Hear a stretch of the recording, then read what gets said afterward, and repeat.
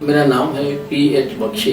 मैं यहाँ श्रद्धा इन में 2 साल से जनरल मैनेजर की हैसियत से हूँ। हॉस्पिटैलिटी इंडस्ट्री के लिए मैं करीब 6-7 कंट्री में घूम के आया हूँ, तो उसी हिसाब से हॉस्पिटैलिटी की इंडस्ट्री से मेरे 2 साल का नाता है।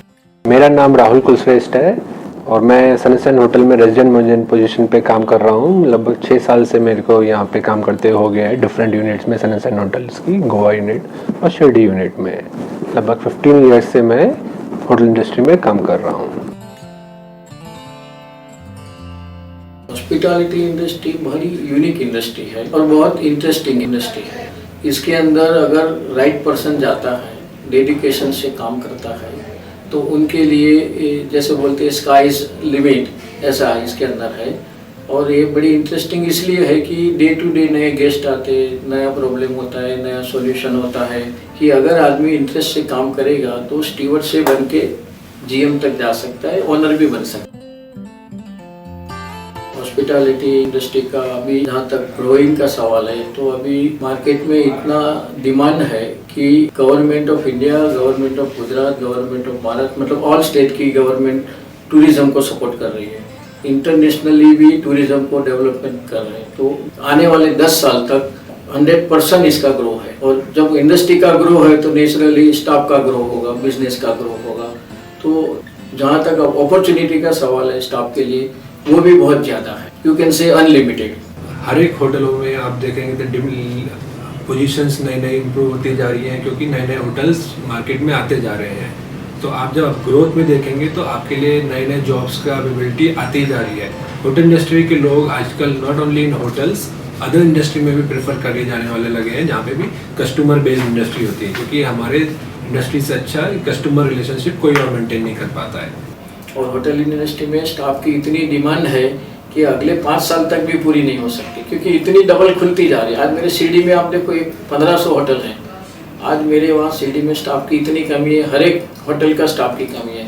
मेरे वहाँ शिरडी में मैंने देखा है कि 2 होटल में जनरल मैनेजर खुद फ्रंट ऑफिस में बैठता है, स्टाफ नहीं है उसके पास। आज स्टाफ लोग डबल सैलरी पे लेके जाते हैं। तो ये इतना ग्रोइंग इंडस्ट्री है कि अच्छा लड़का, एफिशिएंट लड़का अगर दिल लगा के काम करेगा तो प्रोग्रेस में कभी कोई तकलीफ नहीं आएगी। श्रद्धा इन होटल 3 स्टार होटल है और ये शिरडी के अंदर बाबा के मंदिर के बहुत ही नज़दीक है। ये 3 स्टार होने के हिसाब से ऑल फैसिलिटीज जैसे पिकअप ड्रॉप सर्विस गेस्ट के लिए है, इंटरनेट वाईफाई सर्विसेज है, प्ले रूम है, मेडिटेशन रूम है, गार्डन है, स्विमिंग पूल है, ऐसी फैसिलिटी सब हमने गेस्ट को लिया है। आज हम नंबर 1 है। वो हमारी 2 जिसको बोलते एक स्पेशलिटी है, एक तो हम कस्टमर केयर करते हैं और दूसरा स्टाफ को हम कॉमर्शियल नहीं रखते। स्टाफ एक हमारा फैमिली मेंबर है, तो ये हमारे 2 प्लस पॉइंट है। सनशाइन होटल 1962 में मिस्टर अडवाणी ने ओपन किया था मुंबई यूनिट में सबसे पहले। इस साल हम 50 साल उस होटल का मना रहे हैं। हमारे 4 यूनिट हैं all over India, sunshine Mumbai, sunshine Pune, sunshine Shirdi, sunshine Nagpur. हमारे सभी यूनिट 100 रूम से ज़्यादा के हैं और सारे 5 स्टार होटल्स हैं। रूम में जाएंगे तो tea coffee maker, mini bar, direct dining to the STD, internet access, public area में 2-3 रेस्टोरेंट हैं। जैसे शिरडी यूनिट में हमारा इटालियन एंड इंडियन कुजीन चलता है। Then we have the spa, fun zone, सभी होटल फुली रिजॉर्ट टाइप का Shirdi unit बनाया हुआ है। हमारे कोई भी एक रूम आप समझो तो एक रूम के पीछे कई डिपार्टमेंट लगते हैं। एक रूम के पीछे रूम सर्विस आएगा, हाउसकीपिंग आएगा, इंजीनियरिंग आएगा, F&B सर्विस आएगा, F&B प्रोडक्शन आएगा और फ्रंट ऑफिस आएगा। इतने सारे डिपार्टमेंट जब मिल के काम करता है तब एक रूम तैयार होता है और गेस्ट को सेटिस्फेक्शन मिलता है। तो हर एक रूम में से कम आप एक दो आदमी ले लो तो एक रूम के पीछे हमको मिनिमम 5-6 आदमी लगते हैं। जहाँ तक स्टाफ का सवाल है तो टोटल स्टाफ मेरे वहाँ 115 टोटल स्टाफ है। सनशाइन शिरडी जैसे 120 रूम का होटल है, तो हम लगभग 1.3 to 1.5 के रेशो में हम काम करते हैं। स्टाफ स्ट्रेंथ मतलब 150 से 180 के आसपास हमारे होटल में हमेशा लोग काम कर रहे होते हैं। इसमें से स्टाफ लेवल पे मैक्सिमम रिक्रूटमेंट होती है, क्योंकि हमारे यहाँ किचन में लगभग 30-40 सर्विस में लगभग 30, हाउसकीपिंग में लगभग 30, फ्रंट ऑफिस में लगभग 10। इस हिसाब से मेन ऑपरेशनल 4 डिपार्टमेंट में ही मैक्सिमम आपकी स्टाफ की रिक्वायरमेंट होती है। इसीलिए हम हर 3-4 महीने में अपनी स्टाफिंग अपडेट करते हैं और 8-10 लोगों का रिक्रूटमेंट हम लगभग करते ही हैं 3-4 महीने में। अभी ज़्यादातर रिक्वायरमेंट आईटी और एचओटी की रहती है, क्योंकि सबसे पहले स्टेज है आईटी, फिर एचओटी, फिर रेगुलर जॉब, फिर एक्सपीरियंस होता है, फिर कैप्टन होता है या सीनियर मैनेजर होता है या मैनेजर होता है। तो नॉर्मली जो सबसे ज़्यादा स्टाफ की ज़रूरत है स्टार्टिंग लेवल पे, एंट्री लेवल पे आईटी और एचओटी की है। ऊपरला लेवल पे इतना ज़रूरत ज़्यादा नहीं होता है, निचले लेवल में, एंट्री लेवल में बहुत ज़रूरत होती है हर एक डिपार्टमेंट में, हाउसकीपिंग में, एफएनबी सर्विस में, एफएनबी प्रोडक्शन में, फ्रंट ऑफिस में। आज प्रेजेंट जो मेरा रिक्वायरमेंट है वो हाउसकीपिंग, एफएनबी सर्विस एंड एफएनबी प्रोडक्शन के अंदर करीबन हर एक डिपार्टमेंट में 10-10 कैंडिडेट की है। तो ये इंडस्ट्री का सबसे पहले 2 रिक्वायरमेंट है, एक तो इंग्लिश मस्ट, दूसरा कंप्यूटर नॉलेज। अभी ऐसा नहीं है कि सब लड़के को इंग्लिश मस्ट और कंप्यूटर नॉलेज होना चाहिए, मगर ये प्रिफरेबल है। समझो कि फ्रंट ऑफिस में अगर किसी को जाना है तो इट इज़ कंपलसरी है। जब अगर इंग्लिश नहीं आता है तो फ्रंट ऑफिस में वो रह नहीं सकता। बाकी के डिपार्टमेंट जैसे हाउसकीपिंग है, एफएनबी सर्विस है, प्रोडक्शन है, तो उसके अंदर क्या है कि एटलीस्ट ही कैन अंडरस्टैंड, इतना इंग्लिश तो उसको आना चाहिए कि गेस्ट क्या बोलता है और वो क्या समझता है। अगर उल्टा हो जाएगा, गेस्ट क्या बोलेगा और क्या समझेगा, तो वो काम नहीं कर सकता है। इसलिए बाकी के डिपार्टमेंट में इंग्लिश का नॉलेज अंडरस्टैंड है, इतना तो होना ही चाहिए। अगर आगे सीखता है तो that is well and good. क्या अच्छा जो गेस्ट डीलिंग आता है मैक्सिमम लोग इंग्लिश में बात करते ही हैं, तो अगर आप फ्रंट ऑफिस हो गया, एफएनबी हो गया, तो डेफिनेटली हम देखते हैं हम इन फ्रंट की थोड़ा सा वो अंग्रेजी बोलने के लिए अच्छा हो, क्योंकि मैक्सिमम लोग आजकल गेस्ट अंग्रेजी में ही बात करते हैं। तो हम ट्राई करते हैं कि उसमें कम्युनिकेशन, अगर मैं बैक एरिया किचन विचन में हूँ तो मैं एक बार को इंग्लिश कम्युनिकेशन नहीं देखता हूँ, ज़्यादातर मैं उसका फिर काम देखना शुरू करता हूँ। जहाँ तक स्टूडेंट की एलिजिबिलिटी का सवाल है, as far as age is concern, minimum 18 years complete होना चाहिए। दूसरा, एजुकेशन का जहाँ तक सवाल आता है, एटलीस्ट 12 पास या मिनिमम 10th पास होना चाहिए। और जो अगर हॉस्पिटैलिटी का कुछ कोर्स किया है, शॉर्ट टर्म है या फुल टाइम है, तो उनको प्रेफरेंस जल्दी मिलता है, क्योंकि होटल इंडस्ट्री में 2 टाइप के लोग आते हैं। एक एक्सपीरियंस वाला आता है जो कुछ सीख के आता है, कई लोग ऐसे हैं कि जो बिना सीख के आता है, ट्रेनिंग मतलब तरीके से आता है, और विद सर्टिफिकेट आता है, विदाउट सर्टिफिकेट भी आता है। तो अगर हमको जब सिलेक्शन करना है तो हम विद सर्टिफिकेट जो कोई आया है या 3 मंथ्स का है, 6 मंथ का है, तो उसको हम प्रेफरेंस देते हैं। ये मैंने जो 10th और 12 पास का जो आपको बताया वो प्रिफरेबल है, it is not must, compulsory ऐसा नहीं है, मगर प्रिफरेबल मतलब अगर वो है तो हम उसको सपोर्ट करते हैं। 8 पास होके अगर उसको एक्स्ट्रा क्वालिफिकेशन है, जैसे आईटी का है, कंप्यूटर का है, मगर बेसिक कंडीशन ये है कि 18 ओवर एंड अबव 18 ईयर्स तो कंपलसरी चाहिए। अगर 8 पास है और 17 ईयर्स है, 16 ईयर्स है, तो कोई भी इंडस्ट्री वाला नहीं लेगा। मेन प्रॉब्लम कहाँ आता है कि सबसे पहला तो होम सिकनेस आता है। जो होम सिकनेस वाले लड़के हैं वो तो 1 मंथ में ही चले जाते हैं, और जिसको होम सिकनेस नहीं है, जो कहीं भी काम करने के लिए तैयार है, वो लोग 3 महीने के अंदर सेट हो जाते हैं। दूसरा आता है कि आजकल के लड़के को काम नहीं करना है और जल्दी पैसा लेना है, तो हार्ड वर्क का एक प्रॉब्लम आता है।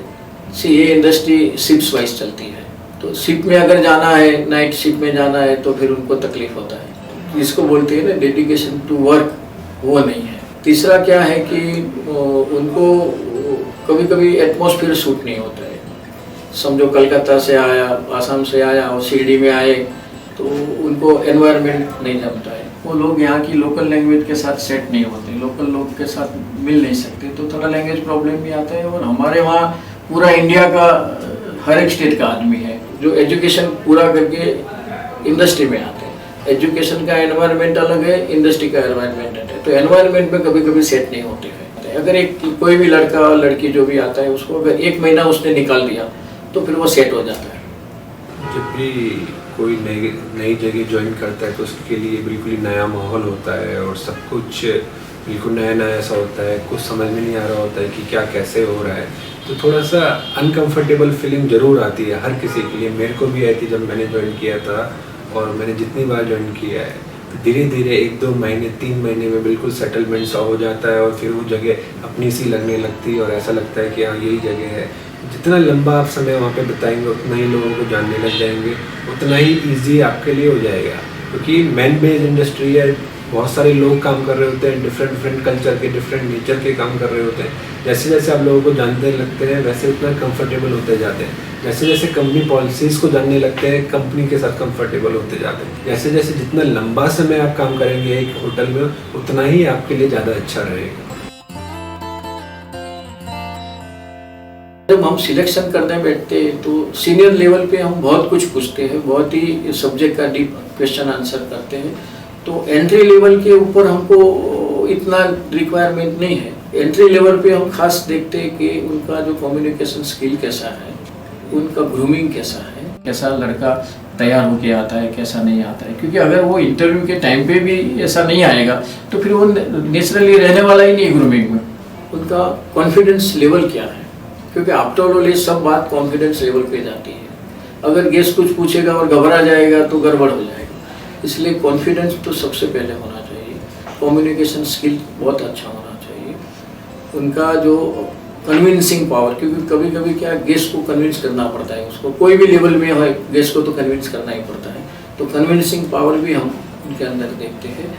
दूसरा, नॉलेज कितना उसका है। अगर एंट्री लेवल पे, एक निचला लेवल पे उनको जो अंडरस्टैंडिंग है, इतना अगर नॉलेज आता है तो फिर बाकी का तो हम ट्रेनिंग देके उसको ट्रेन कर देते हैं। मगर कुछ भी नहीं आता है तो फिर ट्रेन तो हो सकता है, मगर समझो ये स्टूडेंट आएगा तो 1 महीना लेता है, वो 2 महीना लेगा। तो नॉलेज भी एक जरूरी चीज़ है, सब्जेक्ट का पूरा उसको होना चाहिए। दूसरा, उनका हम जब बातचीत करते हैं तो उनका नॉलेज के साथ साथ हम बिहेवियर भी देखते हैं कि भाई कैसा बिहेवियर है, कैसा उसका एटीट्यूड है। उसका फैमिली बैकग्राउंड भी हम देखते हैं कि कौन से बैकग्राउंड से आता है। और जब बातचीत करते हैं तो उनका द वे ऑफ थिंकिंग हमको पता चल जाता है कि भाई ये काम करेगा या नहीं करेगा। तो उनका जो काम करने का विलिंगनेस है वो भी हम देखते हैं। कभी कभी मेरे इंटरव्यू में ऐसा आया है कि भाई मेरे पिताजी ने भेज दिया इसलिए मैं आ गया हूँ, ऐसा आंसर भी मुझे दिया है। तो हम विलिंगनेस भी देखते हैं कि भाई उनको रियली काम करना है कि ये टाइम पास करने के लिए आता है, वो हम ज़्यादा देखते हैं। ओवरऑल एक पैकेज देखते हैं उस आदमी में, उसकी ग्रूमिंग से लेके उसका बोलचाल का व्यवहार, उसका बात करने का तरीका, उसका मतलब काम करने की कितनी उसकी झील है, उसका क्या बैकग्राउंड है, कहाँ से वो आया है, मतलब ये सब चीज़ें हम उसमें देखते हैं। उसके बाद उसके लिए हम डिसाइड करते हैं कि वो हमारे लिए फिट बैठेगा या नहीं फिट बैठेगा। एजुकेशन वाइज डिफरेंट डिपार्टमेंट में हम डिफरेंट तरीके से लेते हैं। फ्रंट ऑफिस में हम ट्राई करते हैं होटल मैनेजमेंट पासपोर्ट किया हुआ आदमी ही हमारे यहाँ काम करे। F&B में हम ट्राई करते हैं कि लगभग 12th एंड अबव इस थिंग। देन हाउसकीपिंग में हम 8th से अबव हम ट्राई कर लेते हैं, हम लेना शुरू कर लेते हैं। बेसिक हम ये देखते हैं, it's not only the education, it's more कि हमारा उसका आदमी का एटीट्यूड सही है, हार्ड वर्किंग हो, आगे हमारे लिए हमारे साथ 2-3 साल के लिए काम कर सके। ये मिला जुला हम उसको नॉट ओनली एजुकेशन के हिसाब से एक मिला जुला एक देखते हैं। ग्रूमिंग डेफिनेटली एक बहुत बड़ा एस्पेक्ट है किसी की पर्सनैलिटी को रिफ्लेक्ट करने के लिए। आप जब जा रहे हैं तो आप तो सामने वाला जो आपको पहली बार देख रहा है उसके लिए आपको पसंद करना ना पसंद करना एक बार आपकी ग्रूमिंग पे बहुत ज़्यादा इम्पोर्टेंट रोल प्ले करता है। आप कैसे अपने आप को वेल ग्रूम्ड होके जाते हैं, या फिर आप बिना कॉम करे चले जाएं तो डेफिनेटली सामने वाला आपको पसंद नहीं करेगा। बिना आप प्रेस करे हुए कपड़े पहन के जाएं या कुछ भी पॉलिश शूज नहीं जाएं, केवल स्लीपर में चले जाएं, तो जो आप पहली बार जिससे मिल रहे हो, जिससे आप सोच रहे हैं कि जॉब में मुझे जाना है, डेफिनेटली आप अपना बेस्ट दें। जब स्टूडेंट को इंटरव्यू में जाना है 2-3 चीज़ का सबसे पहले ध्यान रखना है। एक तो उनका एकदम ग्रूमिंग अच्छा होना चाहिए। दूसरा, उनके साथ उनका जो भी एजुकेशनल क्वालिफिकेशन सर्टिफिकेट है वो सब रखना चाहिए। तीसरा, इंटरव्यू में जाने से पहले जो सब्जेक्ट का उसने डिग्री लिया है या सर्टिफिकेट कोर्स किया है वो एक बार पढ़ लेना चाहिए, क्योंकि नॉर्मली जो सवाल आएंगे उसका सब्जेक्ट का ही आएगा। इंटरव्यू में first impression is last impression. जब इंटरव्यू हॉल में आप एंट्री करते हैं तो बड़ी कॉन्फिडेंस के साथ आपको एंट्री करना है, जिसकी वजह से सामने वाले को ऐसा लगता है कि नहीं ये बड़ा कॉन्फिडेंट वाला लड़का है। थर्ड, आंसर जब देते हैं आप तो जो चीज़ आपको नहीं आती है उसमें ब्लफ करना नहीं है, सीधा आप बोल दो कि भाई ये चीज़ मुझे नहीं आती है। जब आप इंटरव्यू में भी गलत जवाब देते जाओगे तो सामने वाला इतना तो इंटेलिजेंट है कि आप गलत बोलते हैं वो समझ जाता है। तो इंटरव्यू में कभी भी गलत नहीं बोलने का, रॉन्ग इन्फॉर्मेशन नहीं देने का, आप सीधा बोल सकते हैं कि सर आई डोंट नो। तो उससे क्या होता है कि आपका इम्प्रेशन और अच्छा रहेगा कि भाई ये चलो ये समझता नहीं है या आता नहीं है, तो उसने कन्फेस कर दिया कि भाई मुझे नहीं आता है। अगर आप सवाल पूछते हैं, अगर आपको समझ में नहीं आता है तो आप फिर से पूछ सकते हैं, मगर उल्टा जवाब दोगे तो सामने वाला ऐसा समझता है कि भाई ये जानबूझ के हमको घुमा रहा है, हम जो पूछ रहे हैं उसका आंसर उसको आता नहीं इसलिए हमको दूसरी जगह पे ले जा रहा है।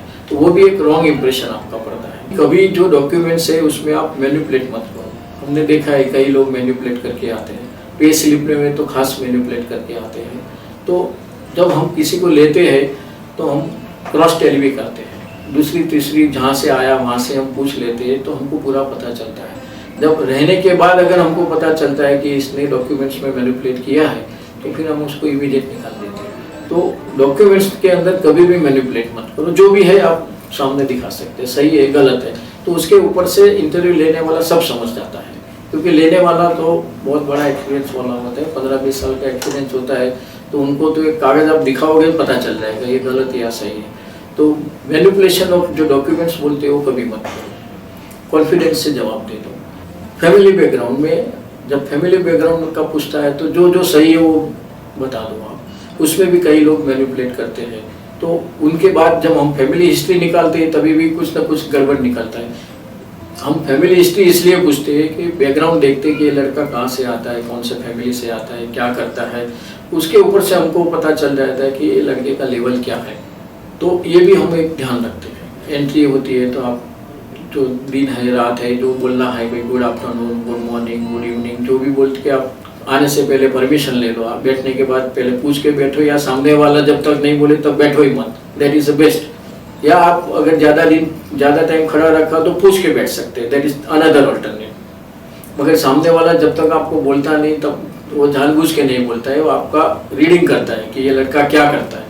मैं कभी कभी इंटरव्यू लेने जाता हूँ, मैं नहीं बोलता हूँ उसको बैठो आप, मैं देखता हूँ वो कहाँ तक खड़ा रहता है, क्या करता है, उसका एटीट्यूड क्या है। तो आपका इंटरव्यू में टाइम में जो एटीट्यूड है वो सब ध्यान रखता है।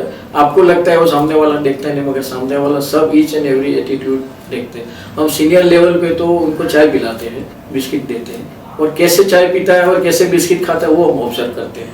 उनको पता नहीं होता है कि हम क्या ऑब्जर्व करते हैं। तो आपका हर एक एटीट्यूड एंट्री पॉइंट से आप जब जाओ वापस इंटरव्यू दे के, हर एक चीज़ आपका एटीट्यूड ऑब्जर्वेशन में होता है, और वो जब ऑब्जर्वेशन में सक्सेस हो जाता है तो हम उसको सिलेक्ट करते हैं।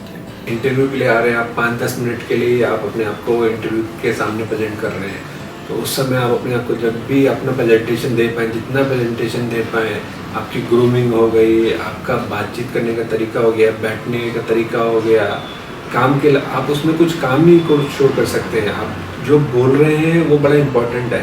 आपका एटीट्यूड बहुत अच्छा दिखना चाहिए, आप रेडी दिखने चाहिए किसी भी हद तक जाने के लिए, अपने काम के लिए। ये सब तरीके आपको दिखाने हैं। अगर आप इसमें से कुछ भी आप मिसिंग करते हुए दिखाते हैं, आप बिना ग्रूमिंग करे चले जाते हैं, आप प्रॉपर शूज़ प्रॉपर यूनिफॉर्म पहन के नहीं जाते हैं, आप दिखाते हैं कि हाँ मेरे को मतलब मेरी प्रायोरिटी कुछ जॉब से ज़्यादा भी कुछ और है, मेरे को यहाँ जाना है, मेरे को वहाँ जाना है, तो वो सब चीज़ें इंटरव्यू लेने वाले के लिए बड़ा डिफ़िकल्ट हो जाता है उसको देखना कि मैं कैसे इसको सेलेक्ट करूँ। कल मेरे को जब ज़रूरत होगी तो ये ज़्यादा इसकी प्रायोरिटीज़ कहीं और होंगी। 5-10 मिनट में जब इनिशियली स्टार्ट कर रहे हैं अपना कैरियर, क्योंकि आप लोग अभी जस्ट स्टार्ट करेंगे अपना कैरियर, तो आपको ये सब चीज़ें ज़्यादा दिखानी है। आप अपना पूरा बायोडाटा बनाइए, उस पर अपनी फ़ोटोग्राफ लगाइए, उसमें अपनी सारी नाम, फैमिली बैकग्राउंड, अपनी सारी स्टडीज़ कहाँ से करी हैं, क्या क्या आपकी नॉलेज है, क्या क्या आपके एक्स्ट्रा करिकुलर एक्टिविटीज़ हैं, सारे अपने सर्टिफिकेट उसके पीछे लगाएं और पूरी एक फ़ाइल प्रेजेंट करिए अपने इंटरव्यू के सामने।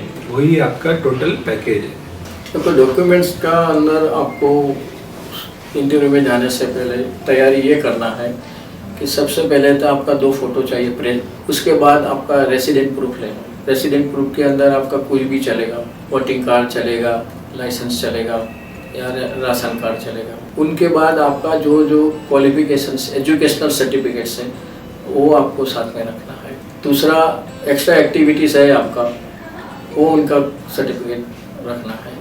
आपका कोई एक्स्ट्रा कोर्स है या स्पेशल कोर्स किया है वो भी आपको साथ में रखना है। अकेला वो नहीं रखना है, ओरिजिनल के साथ आपको एक एक जेरोक्स लेना है और जेरोक्स अटेस्टेड करके लेना है, या तो आपका खुद का अटेस्टेड करना है ताकि आपको उस टाइम की कोई तकलीफ नहीं हो जाए। अगर कॉलेज थ्रू जाते हैं तो रेफरेंस में कॉलेज का लेटर चाहिए या लोकल लेवल पे 2 रेफरेंस चाहिए, क्योंकि आजकल बिना रेफरेंस का नौकरी मिलना मुश्किल है, क्योंकि अनजान आदमी को कोई रखता नहीं, कौन कैसा आया क्या नहीं आया। तो आपको 2 रेफरेंस का भी लेटर साथ में रखो।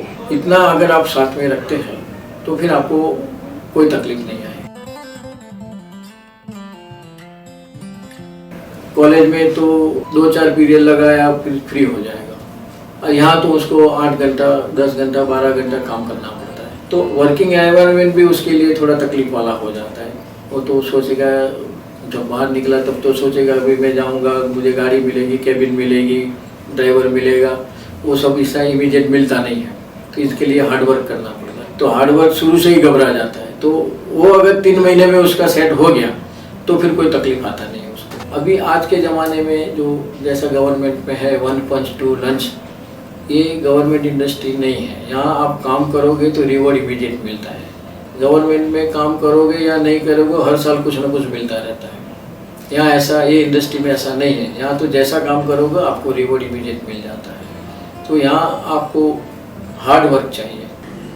मैं यही कहूँगा कि जब मैंने भी जब ज्वाइन किया था तो मेरे को लगता था कि कंपनी मेरे लिए, मतलब ये सब मुझे कंपनी के लिए करना है, बट मैं जहाँ तक सोचता हूँ ये मैं जो भी काम कर रहा हूँ वो मैं अपने लिए कर रहा हूँ और अपने कैरियर को इम्प्रूव करने के लिए कर रहा हूँ, और जितना मैं मेहनत करूँगा उतना मैं आगे बढ़ूँगा। तो उसी हिसाब से जब जैसे जैसे थिंकिंग चेंज होती है, आदमी उसी हिसाब से अपना जो भी आप मेहनत कर रहे हैं, जितना आप एटीट्यूड ले रहे हैं, जितना आप एफर्ट ले रहे हैं, जितना हार्ड वर्क कर रहे हैं, उसी से आप आगे बढ़ रहे हैं, और आपके हार्ड वर्क से कंपनी भी आगे बढ़ रही है।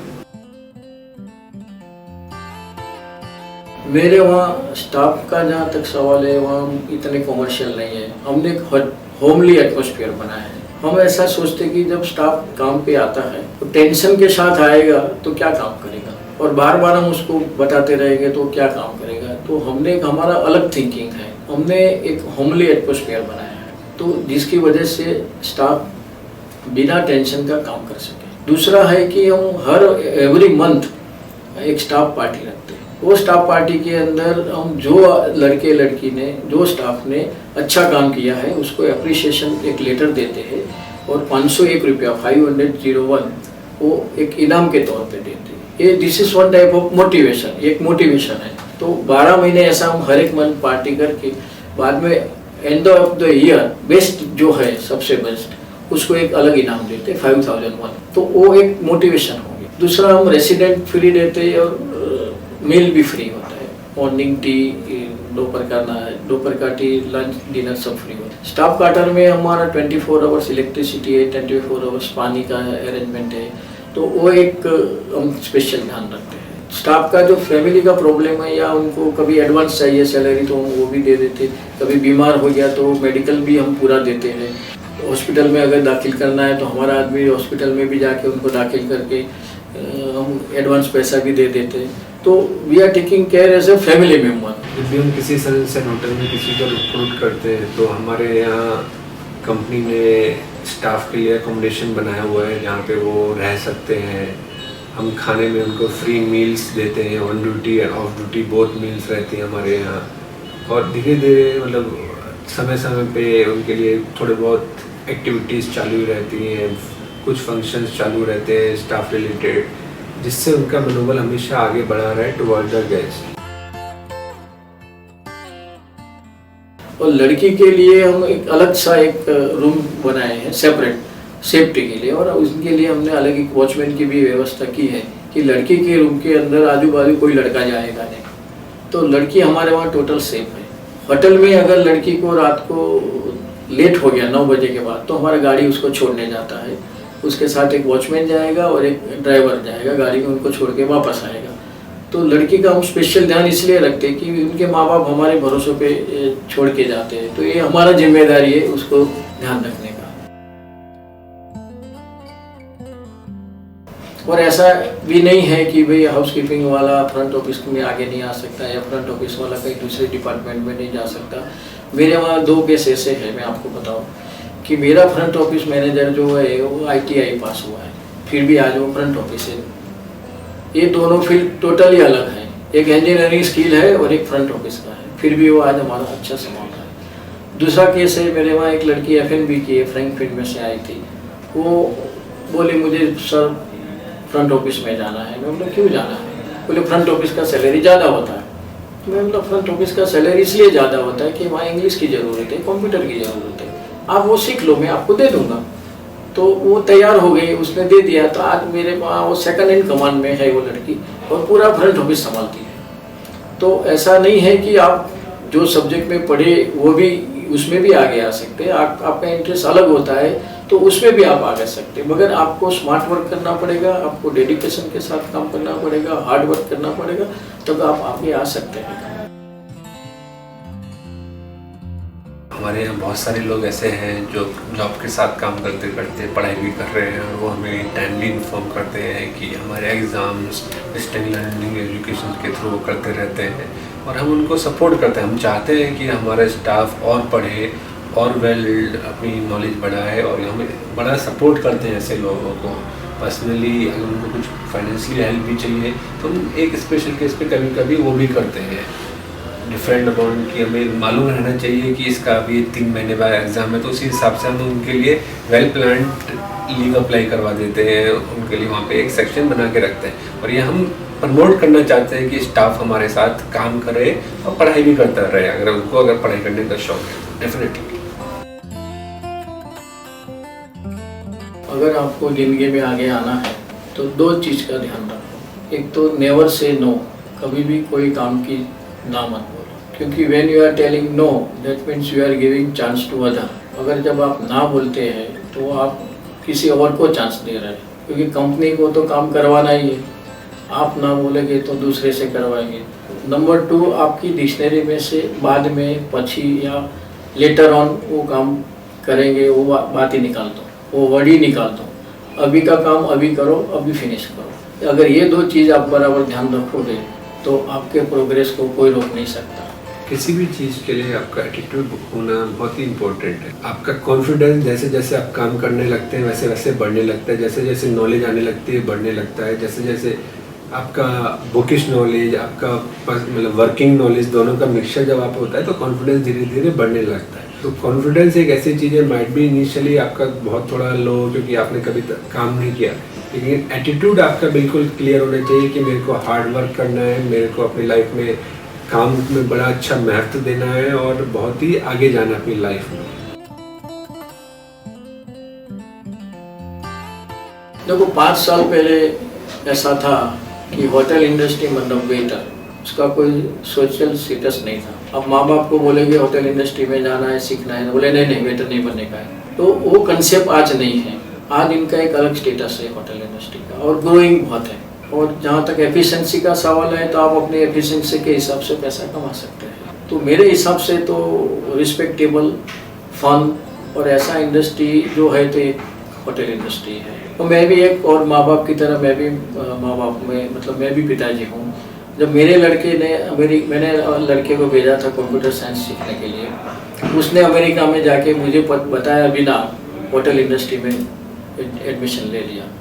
तो मैंने उनको उसी टाइम यही सवाल किया था, बेटा तेरे को अगर होटल में वेटर ही बनना था तो मेरा 10 लाख खर्चा क्यों किया, मैं तेरे को इंडिया में भी बना देता।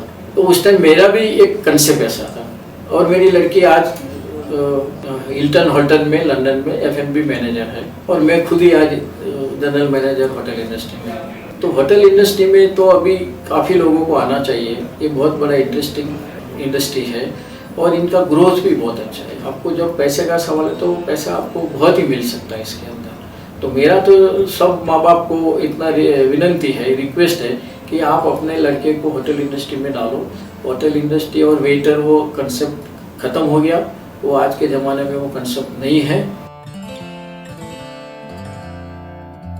जहाँ तक स्टूडेंट को इंडस्ट्री में आगे आने का सवाल है, मेरा कहना ये है कि होटल इंडस्ट्री में दो पोस्ट सबसे बड़ी है, एक तो एक ओनर और दूसरा जनरल मैनेजर।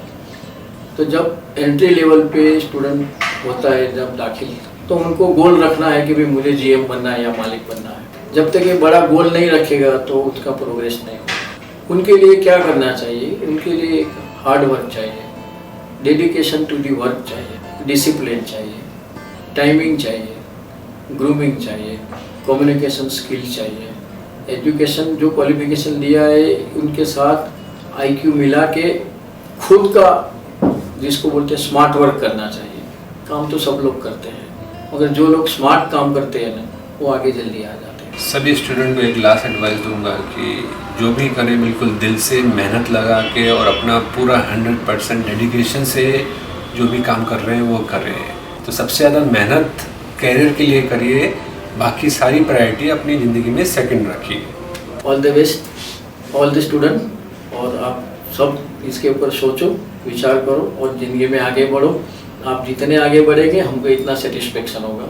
और आपको कहीं भी कोई भी स्टेज पे हमारी गाइडेंस की ज़रूरत है, हम आपको गाइडेंस देने के लिए कभी भी तैयार है। हमारा एड्रेस ले लीजिए आपके संस्था में से, हम आपको पूरा सपोर्ट करेंगे।